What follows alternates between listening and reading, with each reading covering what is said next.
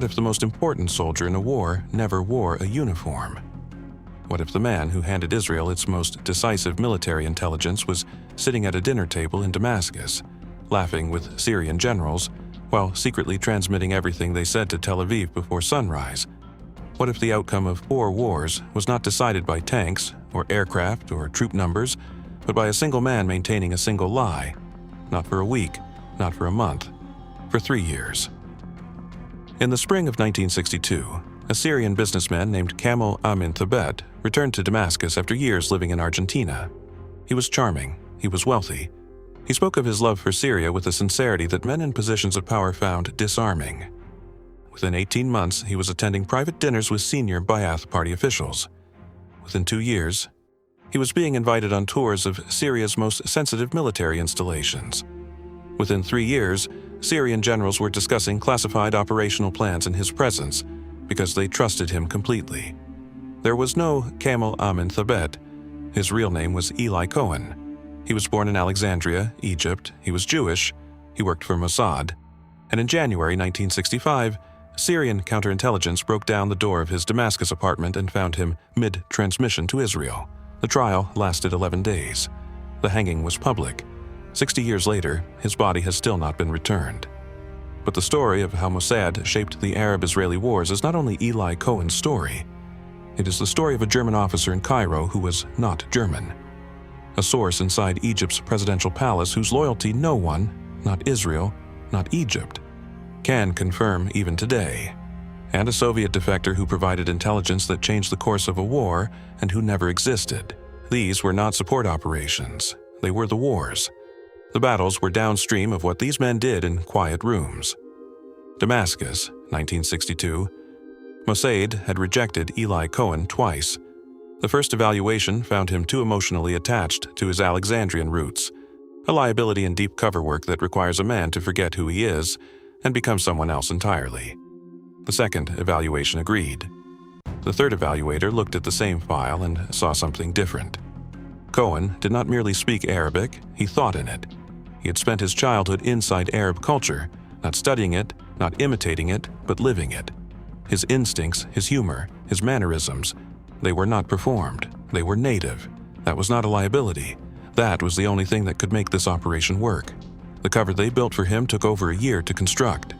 Kamel Amin Thabet was the son of a Syrian merchant family. He had grown up in Argentina after his father emigrated. He had built a modest fortune in South America and spent years dreaming of returning to contribute to his country's future. Every document was fabricated, every reference was controlled. Every neighbor in Buenos Aires who could be asked about him had a version of the story that matched. Cohen trained for 18 months. Radio transmission, cipher systems, dead drops, the specific social codes of Damascus's upper middle class, the internal politics of the Ba'ath Party, its factions, its rivalries, its pressure points. He memorized not just information. He memorized how to be Kamel Amin Thabet in a moment of stress, in a moment of fatigue. At 2 a.m, when someone asked an unexpected question and the correct answer had to come without hesitation. He arrived in Damascus in February 1962. He moved into an apartment on Al-Mahdi ibn Barakeh Street, in the Abu Rumaneh district, the diplomatic quarter. The apartment was directly adjacent to Syria's Air Force Intelligence Directorate. That was not a coincidence. The social campaign began immediately. Cohen understood that in Damascus's elite circles, access did not come through money alone. It came through being the kind of man that powerful people wanted in their proximity, someone who made them feel seen, respected, important without competition. He hosted. He was generous. He listened with the intensity of a man who genuinely cared, and he identified with precision the men who mattered. One relationship above all others became the operational center of everything that followed. General Amin al-Hafiz, a rising force within the Ba'ath Party, a man whose political ambitions were matched only by his need for loyalty he could trust outside the fractious internal politics of the party, came to regard Thabet as a personal friend. Not a social contact, not an acquaintance, a friend. Every morning before dawn, when signal monitoring was at its lowest across Damascus, Cohen would sit at a high-frequency transmitter concealed inside the apartment. He would encode what he had heard, what he had seen, what al-Hafiz had said over dinner the night before about troop movements, about political decisions about the men around him he no longer trusted, and he would transmit it to Israel. But there were already two problems that Cohen could not see from inside his cover. The first, he was transmitting too frequently, and the operational plan had called for measured, disciplined contact. Cohen, recognizing the extraordinary quality of what he was receiving, was pushing beyond that discipline. Quantity felt like thoroughness. It was actually exposure. The second problem was larger and older, and had nothing to do with radio frequencies. Every cover, no matter how carefully constructed, is built on an assumption about what the other side is looking for. Mossad had built Camel Amin Thabet, assuming that Syrian counterintelligence would be looking for an Israeli with imperfect Arabic, unfamiliar social customs, and poorly constructed documentation. Cohen had none of those vulnerabilities. But Syria, in 1962, was hosting something Mossad had not fully accounted for: Soviet military advisors, Soviet signals specialists, men who were not looking for social tells or documentation inconsistencies, men who were looking at radio frequencies. In late 1964, Cohen attended a private briefing at a Syrian military facility outside Damascus. He came away with intelligence that Israeli analysts would later describe as among the most significant they had received in years: specific details about defensive installations on the Golan Heights, positions that overlooked northern Israel. He transmitted it within 48 hours. It reached Tel Aviv. It was used. What Cohen did not know, what no one told him because no one knew yet, was that a Soviet signals team had recently isolated an anomalous transmission pattern originating from the Abu Rumaneh district. They had filed a report. The report was being reviewed. 3 years inside, a lie is not 3 years of danger. It is 3 years of becoming someone who does not exist, so completely, so fluently, that the man underneath begins to lose the precise boundary between himself and the construction. Cohen's handlers in Tel Aviv noticed it in the tone of his transmissions. There was an ease to them that had not been there at the beginning. He was not transmitting as an operative reporting in. He was transmitting like a man talking to old friends from a life he had left behind. The question no intelligence file answers and no memoir resolves is this: by 1964, when Camel Amin Thabet sat at a dinner table with Syrian generals and laughed and listened and spoke with evident affection about the country he was there to betray, which one of them was actually at the table? Damascus, 1964 to 1965. There is a specific kind of danger that deep cover operatives are trained to recognize. It is not the sudden danger, the checkpoint, the unexpected question the moment a document does not match a story. Those dangers are acute, they have a shape. You can prepare for them. The danger that kills is the slow kind, the kind that builds underneath a cover while the operative is busy maintaining it, the kind that grows not from a mistake, but from success, from operating so effectively for so long that the environment around you begins to change in ways you cannot see from the inside. By late 1964, Eli Cohen had been Camel Amin Thabet for nearly 3 years, and everything, from every visible indicator, was working. Al-Hafiz was now president of Syria. The man Cohen had befriended as a rising officer was now the head of state. That proximity was extraordinary. It was also, in a way that Cohen's handlers in Tel Aviv were beginning to discuss in low voices, deeply concerning. An asset embedded this close to a head of government is valuable beyond calculation. An asset embedded this close is also impossible to extract without catastrophic exposure, not just of the operation, but of every piece of intelligence that had ever passed through it. The closer Cohen got, the harder it became to consider pulling him out. And Cohen was not asking to be pulled out. He had, by this point, been offered a position. Not a social invitation, not a ceremonial role. A formal government appointment, a position inside Syria's Ministry of Information, with access to interagency communications and regular contact with military planning bodies. Cohen's handlers in Tel Aviv reviewed the offer for weeks. The opportunity was extraordinary. An Israeli intelligence operative, formally appointed to a position inside the Syrian government, the intelligence value would be without precedent. But accepting it meant deepening the cover beyond its original design parameters. It meant Camel Amin Thabet would become more real, and it meant Eli Cohen would become harder to find. There was a meeting in Tel Aviv, the details of which remained partially classified, in which at least one senior officer argued for abort.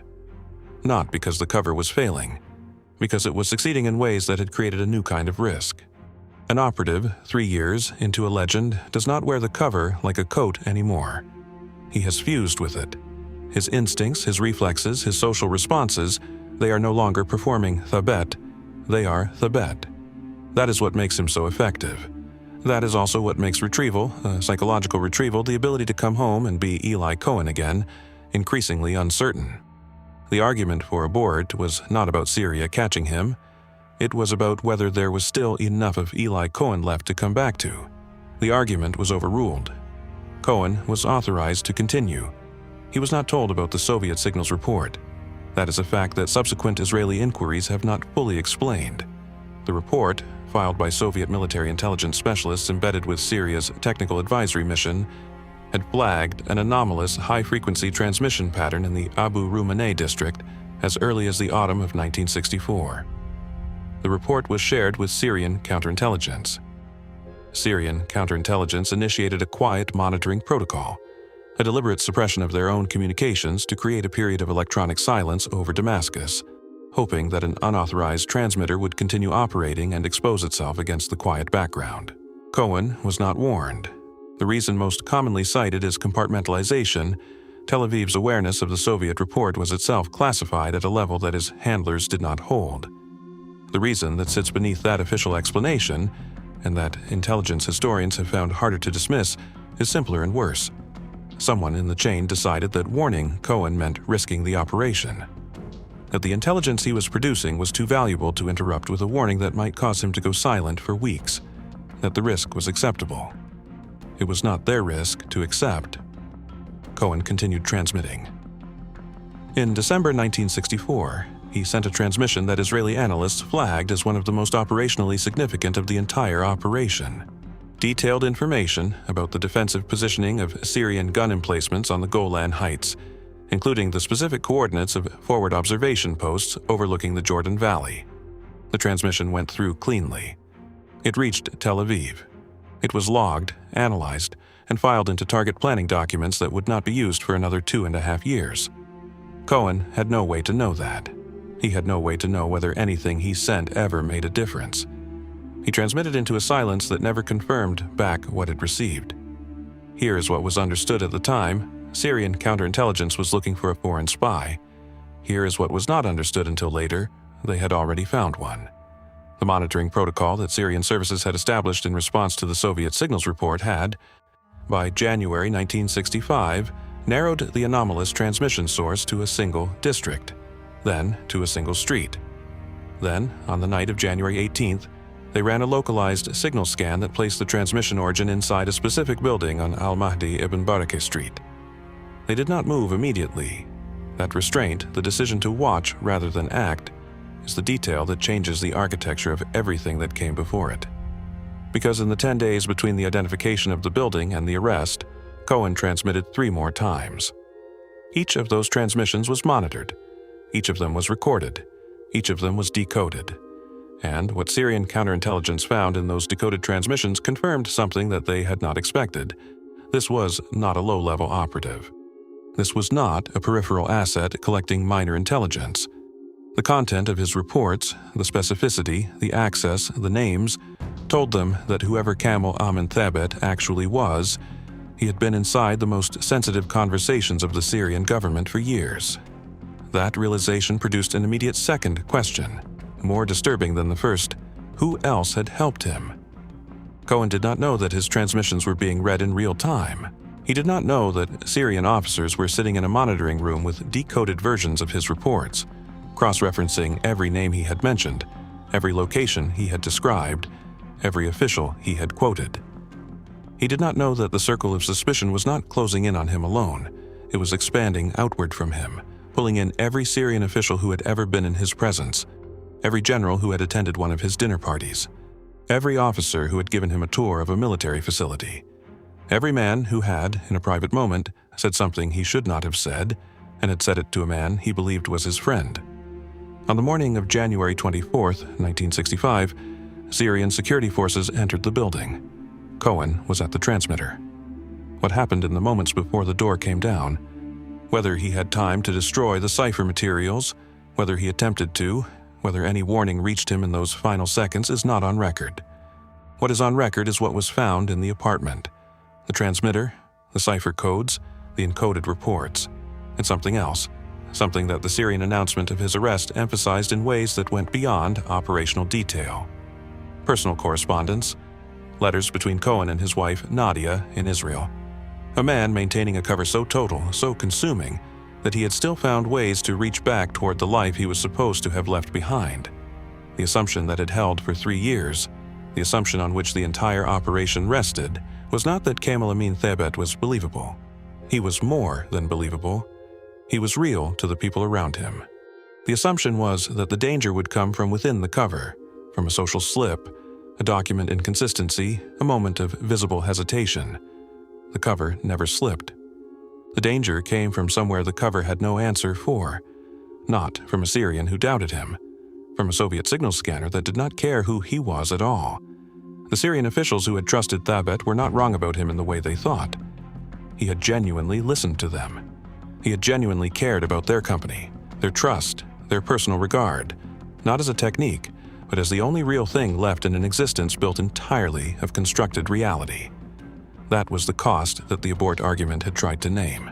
Not that he would be caught, that by the time he was, there would be no clean line between the spy and the friend, between the operative and the man, between Eli Cohen and the person who had been sitting at those dinner tables. When Syrian counterintelligence filed their initial arrest report, they noted one detail that no subsequent analysis has ever fully resolved. In the apartment, alongside the transmitter and the cipher materials and the letters to his wife, they found a Syrian flag.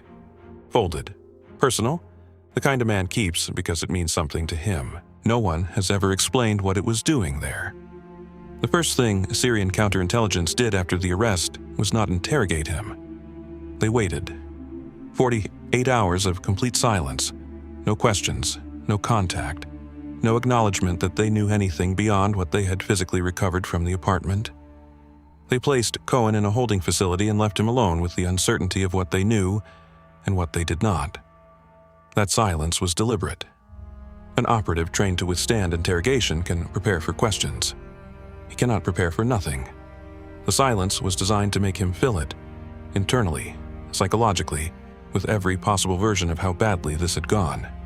What they were waiting for, specifically, was to see whether anyone moved, whether a Syrian official, warned by someone inside the security services, began quietly distancing himself from Thabet, whether a general stopped answering his telephone, whether anyone in the network of people Cohen had cultivated began behaving like a man with something to hide.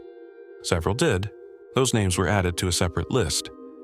When the interrogations began, Cohen did something that his trainers had prepared him for and that almost no one actually manages under the conditions he was facing. He held the cover, not partially, not in the broad strokes while conceding the edges. He held it completely. He was Kamel Amin Thabet. He had been manipulated by foreign intelligence services who had cultivated him in Argentina and used his patriotism against him. He had been deceived. He had not understood what he was transmitting. He had not known who he was transmitting to. It was a defense that had almost no chance of succeeding given the physical evidence in the apartment. But it was not designed to succeed. It was designed to last long enough for something to change. Nothing changed. Israel could not extract him. There was no mechanism, no leverage, no channel, no quiet diplomatic arrangement that could reach into a Syrian holding facility in January 1965 and pull out a man whose existence as an Israeli spy was already a matter of Syrian state record. Several attempts were made to open back channel communications through third-party intermediaries, European contacts, non-aligned governments, a French diplomatic channel that went quiet after 2 exchanges. None of them produced movement. The cover had protected him for 3 years. It could not protect him now. The trial lasted 11 days. It was not a trial in any procedural sense that would be recognizable outside of a military court operating under emergency jurisdiction. Evidence was presented. Cohen was permitted to speak. He spoke in Arabic with the fluency and the register of a man who had spent years inside Syrian society, because he had. There was a moment, documented by a journalist permitted to observe one session, where a Syrian prosecutor paused mid-question. Not because Cohen had said something wrong, because he had said something right. A cultural reference, a specific idiom, delivered with the naturalness of someone for whom it was first language. The prosecutor looked at him for a long moment, then continued. That pause was not in the official record. The journalist noted it. He did not publish it at the time. It suggested something that the trial itself could not accommodate, that the man in the dock was not entirely the enemy they had been told he was. That 3 years of genuine presence, genuine social investment, genuine human relationship had produced something that a verdict could not cleanly resolve. There was a period of approximately 2 weeks between the conclusion of the trial and the scheduled execution date, during which several Syrian officials privately communicated their discomfort with the sentence. Not because they doubted his guilt, because they had liked him. Because General al-Hafiz, now former president, having been deposed in a coup in February 1966, had in private moments expressed something that was not quite regret and not quite grief, but occupied the uncomfortable space between them. He had trusted this man, not politically, personally. And the betrayal that the trial had documented was not the kind that political men understand easily. The betrayal of ideology, of nation, of strategic interest. It was the betrayal of a friendship, of dinners, of confidences offered freely by a man who believed he was safe. That is a different category of wound. It does not heal in the way that strategic defeats heal. There was one moment, a single documented instance, that came closest to changing the outcome. A foreign diplomat, operating through a channel that has never been fully identified, conveyed to Syrian authorities a proposal. Cohen would provide a comprehensive account of every Israeli intelligence operation he had knowledge of, every asset, every method, every back channel in exchange for commutation of the sentence to life imprisonment. Syrian military intelligence considered it for 6 days. 6 days in which Cohen did not know the proposal existed. 6 days in which the only thing standing between him and an answer was the Syrian intelligence establishment's calculation of whether what he knew was worth more than the statement his execution would make. They concluded it was not. Not because the intelligence would not have been valuable. Because the political cost of appearing to negotiate with Israel, even secretly, even through a diplomat, in the immediate aftermath of a public humiliation of this magnitude was more than the Ba'ath government could absorb. The execution served a function that the intelligence did not. It told every Syrian official who had ever sat at the Bates table, every general who had spoken freely in his presence, every officer who had given him a tour of a military facility, that the state had answered the betrayal, that there was a conclusion, that the account was settled. It was not settled. The morning of May 18, 1965, Marjay Square was prepared before dawn. Cohen was permitted to write a final letter to his wife, Nadia. The letter asked for his body to be returned to Israel. It asked her to remarry, to not remain alone. It asked her to tell their children that he had done what he believed was right. He wrote it in Hebrew. The letter was confiscated. It was returned to Israel through back channels years later, without explanation or official acknowledgement from Syria. He was hanged at 3 o'clock in the morning, in front of a crowd that had been gathered by announcement. Syrian state radio broadcast the execution. The broadcast was monitored in Israel. There was nothing operationally useful in the broadcast. There was no intelligence to extract from it. There was nothing to analyze or file or forward to a planning division. Israeli intelligence officers sat and listened to it anyway. What Syria did not fully anticipate, what the execution was designed to prevent but instead preserved, was the permanence of what Cohen had already sent. The intelligence was gone from Damascus. It was already in Tel Aviv, the defensive positions on the Golan Heights, the coordinates of the forward observation posts, the details of Syrian military planning that had been spoken aloud at dinner tables by men who trusted the wrong person. Executing Cohen did not retrieve any of it. The transmission logs that Cohen's handlers in Tel Aviv had archived contained, in aggregate, one of the most complete intelligence pictures of an adversary's military infrastructure that Mossad had ever assembled. None of the Syrian officials who attended his dinner parties, who toured him through their installations, who confided in him about their government's plans, none of them knew exactly what he had sent. They knew he had sent something. They did not know how much. They would not know until 1967. There is a specific operational error that Cohen's handlers made in the final months of his deployment. An error that subsequent reviews have identified, but that no official inquiry ever formally censured. They did not tell him about the Soviet signals report. Not because they did not have the information, not because they believed the risk was low, because they made a calculation, the same calculation that intelligence services have made about assets throughout the entire history of the profession, that his continued operation was worth the risk they were asking him to carry without knowing he was carrying it. He transmitted 4 times after that risk was known. He was caught on the 4th. The intelligence from those final 4 transmissions was assessed as valuable. It was filed. It was used. The incorrect assumption, the one that had been baked into the operation from the beginning, was not that Cohen could maintain the cover. He had maintained it beyond what anyone had projected. The incorrect assumption was that the cover was the whole of the risk, that if the cover held, the operation was secure. It had held completely, and he had still been found, because the cover was built for the Syria that Mossad had assessed in 1961. By 1964, Soviet advisors had changed the technical landscape of what Syrian intelligence could detect. The cover was perfect. The environment had moved underneath it. There is one final detail from the arrest documentation that Syrian authorities released partially in 1967 and more fully in subsequent decades. When counterintelligence officers entered the apartment on January 24th and found Cohen at the transmitter, he completed the transmission before they reached him. Whether that was training, a conditioned response to finish before breaking contact, or something else, something more deliberate, is not in the record. The transmission was received in Tel Aviv. It was the last one. The first consequence of Cohen's arrest was not felt in Israel. It was felt in Damascus, in the offices of men who had attended his dinner parties. Within 72 hours of the public announcement of his arrest, Syrian counterintelligence had opened files on 31 individuals, military officers, government officials, Ba'ath Party functionaries, who had been in regular social contact with Kamal Amin Thabet, not because they were suspected of being Israeli agents, because they had been in the room, because they had spoken freely in the presence of a man who had been transmitting to Israel for 3 years, and the security apparatus now needed to know, had to know, exactly what each of them had said and when, and whether any of them had known.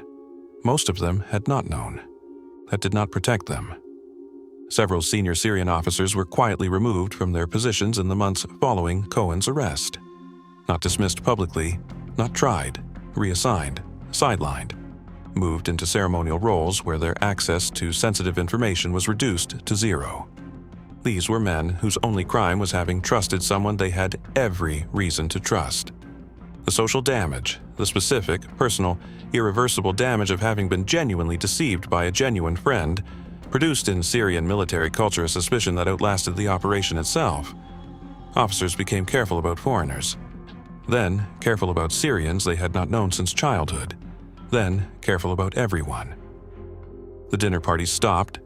The informal networks through which Syria's military and political class had exchanged ideas, built alliances, and operated as a functioning elite, those networks contracted sharply in 1965 and did not fully recover.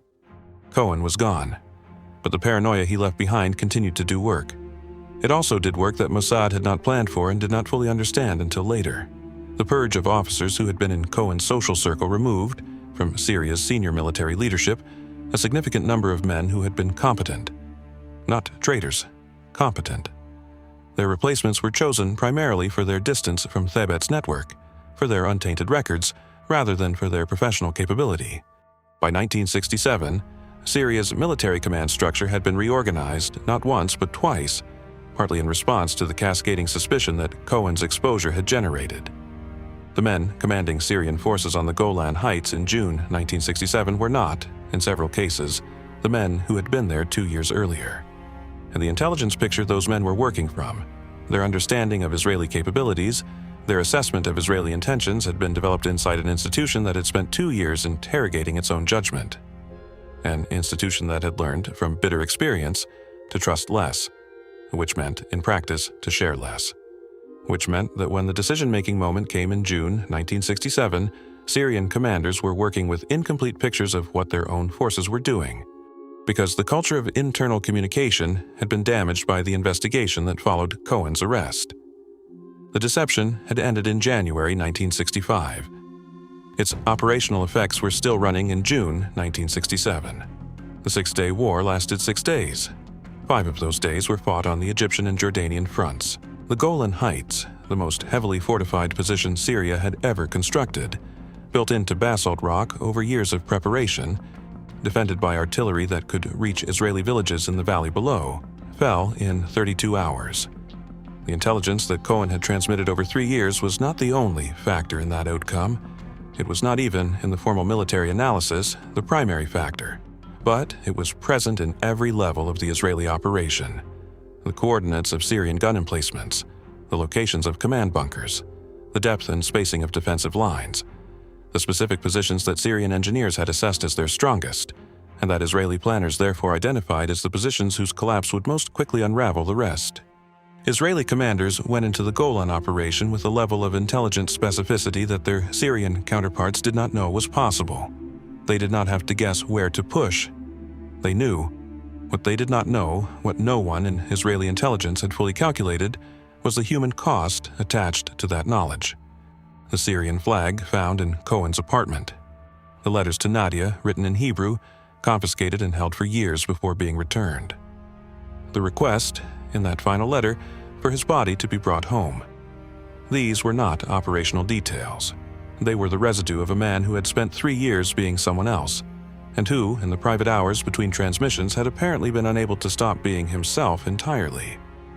The flag suggested something that the operation had no category for, that Cohen had not simply inhabited the cover, that he had, somewhere in the 3 years of dinners and friendships and tours of military installations and early morning transmissions into silence, developed a relationship with Syria that was not entirely strategic, that the country he had been sent to betray had, in some way that no debrief would ever be able to fully account for, become real to him.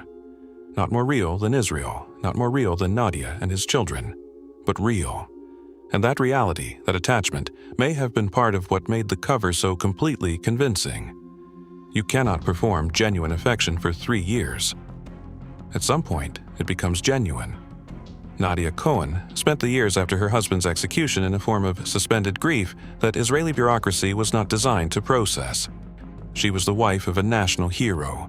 She was also a widow who could not bury her husband, could not mourn at a grave, could not give her children a location to which they could attach their loss. She petitioned, she appealed, she traveled to foreign capitals, she wrote letters to heads of state. For 60 years, Syria did not respond. In 2019, Israeli intelligence confirmed the recovery of a watch, Cohen's watch, recovered through an operation that has not been publicly detailed. In 2025, 60 years after the hanging, Israeli officials confirmed they had recovered his personal items, not his body, his things. The man himself remains in Damascus. The institutional cost was different in character but no less consequential. Mossad's post-operation review of the Cohen case, conducted internally and never fully declassified, identified the failure to warn Cohen about the Soviet signals report as the central operational error. The review identified the decision-making chain that had withheld the warning. It identified the reasoning that his continued operation was too valuable to interrupt. It identified the outcome, that he had transmitted 4 more times, been located on the 4th, and been arrested with evidence that made his defense impossible. The review did not recommend censure. It recommended revised protocols for asset warning thresholds, a procedural adjustment that would, in theory, prevent a future case officer from making the same calculation. The protocols were updated. In subsequent operations, they were not always followed. Because the calculation that an asset's intelligence value justifies withholding a risk that might interrupt the operation is not a protocol failure. It is a structural temptation that lives inside the logic of intelligence work itself. Cohen was not the first asset abandoned to that temptation. He was not the last. The final accounting of what Mossad's deception operations contributed to the Arab-Israeli wars is not a clean ledger. The Six-Day War was won. That is documented. Syrian military planning was disrupted. That is documented. Cohen's intelligence shaped targeting decisions on the Golan Heights. That is documented. What is not in any document, what no operational review can measure, is what it cost to produce those outcomes. A man who completed his last transmission while counterintelligence was coming through his door. A wife who spent 60 years asking for a body that has not been returned. Children who grew up with a father who was a national symbol and a personal absence. A Syrian general who had considered Kamel Amin Thabet a friend and who spent the rest of his life understanding what that friendship had actually been. An institution that learned the wrong lesson, that the operation had worked, and filed the cost under acceptable. Wars are won by armies, but the margins that determine which army wins, the intelligence advantages, the targeting precision, the disrupted command structures, the paranoia seeded into an adversary's leadership, those margins are produced by individuals who agree, or are persuaded, or are recruited, to live inside a constructed reality until the construction becomes indistinguishable from the person inside it. The question that Cohen's case leaves permanently open is not whether the operation was worth it. Intelligence services answered that question in 1967. The question it leaves open is a smaller one, more personal, more difficult. On the morning of January 24, 1965, when the door came down and everything ended, who was in that room? Kamal Amin Thabet, the Syrian patriot who had come home to serve his country? Or Eli Cohen, the Israeli intelligence officer who had been sent to betray it? The answer, after 3 years of the kind of deep immersion that changes a person at the level of instinct and reflex and emotional attachment, may be that the question itself was no longer answerable. Not by Cohen, not by anyone. That unanswerability is not a loose end in the story, it is the story. Because intelligence services do not recruit documents. They do not recruit radio transmitters or cipher codes or dead drops. They recruit human beings, and human beings, placed under sustained pressure, inside sustained deception, inside relationships that are structurally false but emotionally real, human beings change. Not in ways that are visible on an operational report. Not in ways that show up in a transmitted intelligence file. In ways that only become visible later, in the letter written in Hebrew inside a Syrian prison. In the Syrian flag folded carefully in an apartment that was also a surveillance platform. In the transmission completed while the door was coming down. Those details do not fit neatly into either the success column or the failure column. They fit into the column that intelligence assessments rarely have. The column for what it costs the person. Nadia Cohen understood this in a way that no debrief ever captured. She had not known. During the 3 years her husband was in Damascus, the full nature of what he was doing. She knew he was working. She knew there was danger. She wrote letters to an address in Europe that forwarded them through channels she was not permitted to understand. She waited. When the news came, when Syrian state radio announced the arrest, and Israeli officials confirmed in careful, measured language what they could confirm, she entered a kind of waiting that did not end with the announcement of the execution. It continued. Because grief requires an object. It requires a location, a grave, a stone, a place where you can stand and say, "Here, this is where it ended. This is where I come when I need to remember." Nadia Cohen had none of that. She had a date, May 18, 1965. She had a square in Damascus she had never seen and could not visit. She had a government that told her, year after year, through diplomatic channels and official statements and carefully worded non-answers, that the matter was under consideration. For 60 years, the matter was under consideration. Her children grew up, had children of their own. The grandchildren of Eli Cohen grew up with a great absence at the center of their family history, a man who was everywhere in the national story of Israel and nowhere in the personal geography of their lives. No grave, no return, no resolution, just the watch, finally, in 2019. Just the personal effects, finally, in 2025. The man himself, what is left of him, remains in Syrian soil.